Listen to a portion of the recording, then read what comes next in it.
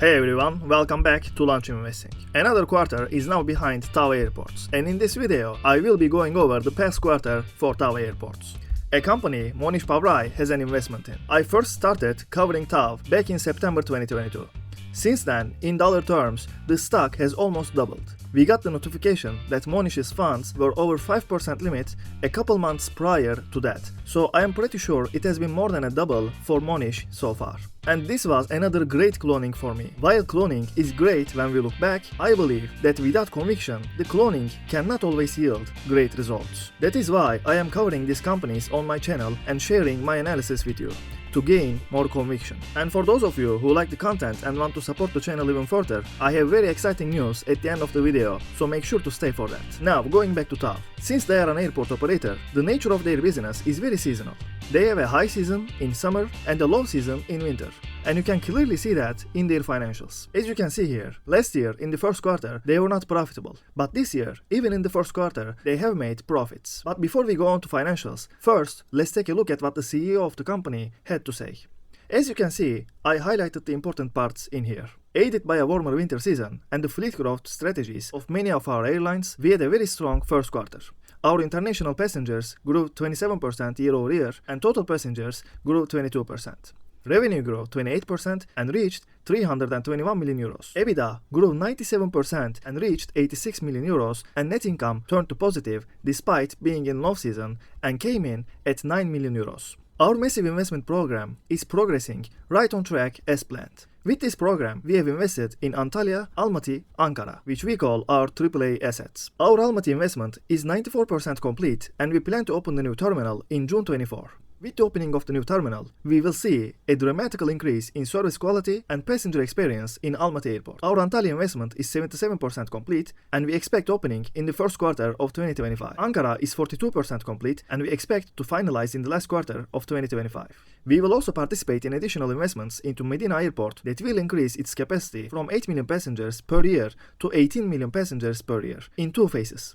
As a result of our investment program, our average concession duration, which was 8 years in 2020, increased to 29 years in 2024. Including the acquisition price and upfront rents paid for Almaty, Antalya, and Ankara and other investments we have made elsewhere in our assets, we will have invested around a massive sum of 2.5 billion euros by 2025. For 2024, we continue to expect an EBITDA between 430 to 490 million euros. Our first midterm goal is to go above the all-time high EBITDA we had recorded in 2018, which was 573 million euros. This goal is well within reach now. So as you can see, the CEO is very optimistic, but the more important thing is that the management has a track record of under-promising and over-delivering. And in fact, they have again adjusted their expectations to the upside for 2025. Now, let's look at their financials. Since TAV Airports makes the majority of their revenue in hard currencies, mostly euros, they release their financials in euros as well. So everything you'll see here are million euros, as you can see on the top left corner. Starting with the revenue, it is up 28% compared to the same quarter last year,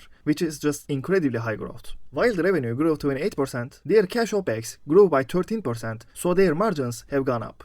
EBITDA is up a whopping 97% year over year, while the EBITDA margin has gone up by 9.4% to 26.8%. Looking at the profits, as I said earlier, the first quarter is a low season for TAV Airports, and they did not have a profitable quarter last year. They had a loss of 45.3 million euros, but in this year they have made 8.9 million euros in profits. Almaty, the crown jewel of TAV, has a good impact on this, since the seasonality with Almaty is much lower compared to the other airports that TAV has in their portfolio. For example, the Antalya Airport, which is the second most important airport that they currently have. Capital expenditures up 62% to 50 million euros, but looking at the details, it is the growth capex that is up 126%, while the other capex section is down almost 50%. More on that later.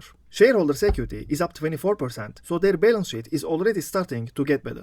The biggest negative, in my opinion, is the duty-free spend per passenger. It is down 1%. While it is a rounding error, I would actually like to see that number go up since the global inflation is high. And that is a table that I use. I basically take their earnings in lira from their financial reports to CAP, use the exchange rate at the end of the period to convert them to dollars, and basically keep track of their earnings and their multiples. Obviously, all of this is a non-GAAP measure. This is just something that I do for my best investments. According to my table, this high-growing company is trading at 7.7 times earnings. Also, it's not just that it's a high-growing company. Nature of the airport business is a monopoly when you think about it. You are not picking the cheapest airport to land or take off out of the 10 airports that are available. All while, TAV is going to deleverage their balance sheet, and it is already not looking like a highly leveraged penny stock. Their balance sheet, given the circumstances, I believe, looks quite alright. As I mentioned earlier, their guidance is upgraded. They expect a 14 to 18% compound annual growth rate, and the total passenger numbers are also expected to grow at 10 to 14% CAGR.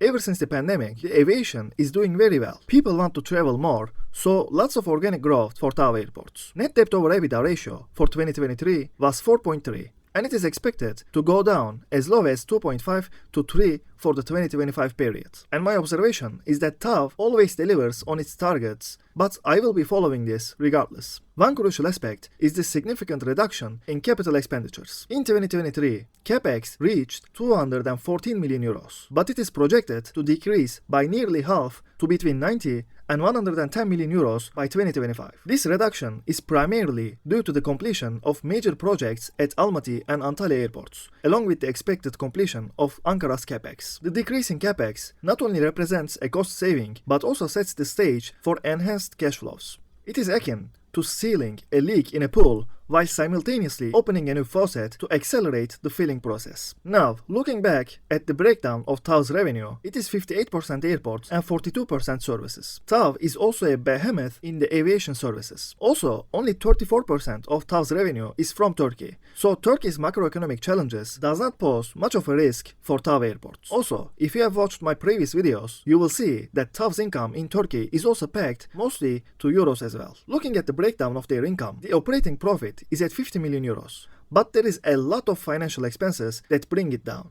As the balance sheet gets deleveraged, the financing expenses are going to go down, boosting the bottom line in the future. Here is their balance sheet as well. The total current liabilities is down a little year over year to 852 million euros, while their total current asset is sitting at 940 million euros, which is also down year over year. Overall, as I said earlier, most investors see the balance sheet as the biggest risk to TAV Airports. I disagree with that. I think that the balance sheet looks okay, at least to me, given the strengths of the business. Looking at the debt structure, the average maturity of the debt is at 4.4 years, while the average cost is at 6.9%. I think that's a good spread of the debt. 4 years means 2028, and at that point, their capex of Almaty, Antalya and Ankara will be over and gone, so the cash flows will be much higher compared to today. And I also expect the company to start paying dividends again as soon as the next year. Before closing, I have a couple of more notes that I want to go over. Almaty, the crown jewel of TAV Airports, the EBITDA of Almaty is up 50% year over year. And as a reminder, the capex of Almaty is not finished. It is at 94%. And I am really curious at what rate Almaty will grow after the capital expenditures is down and cash flows start pouring in. TAV in 2023, for the first time since 2022, has beaten the passenger numbers of 2019. So the effects of the 2022, the once-in-a-century event, is now completely behind in terms of TAV's passenger numbers. The total number of flights is up 18% year over year, and the total number of passengers is up 22%. All good news for TAV Airports. And finally, I already mentioned that, but TAV's business is almost completely protected against inflation. Only 14% of their revenue is not pegged to inflation, and that side is already mostly in euros, so the inflation is already low. That was it for TAV. And now, going back to the big news, there is now a new way to support the channel and get access to much deeper analysis of the companies that I cover with the Patreon. I started my writings with RaySash. I have written around 30 pages of a deep dive into RaySash, and I am currently doing the editing and last touches with the help of ChatGPT.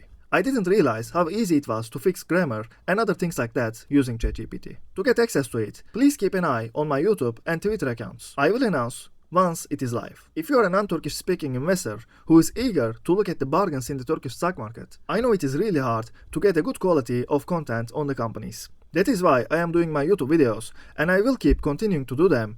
But if you want to get even more and much deeper analysis to these companies, all while supporting the channel, you can subscribe to my Patreon. I will make sure to keep the price low enough that it won't hurt your budget, but also high enough that I am actually incentivized to do my best there, because writing the RaySash deep dive, for example, took a long time for me.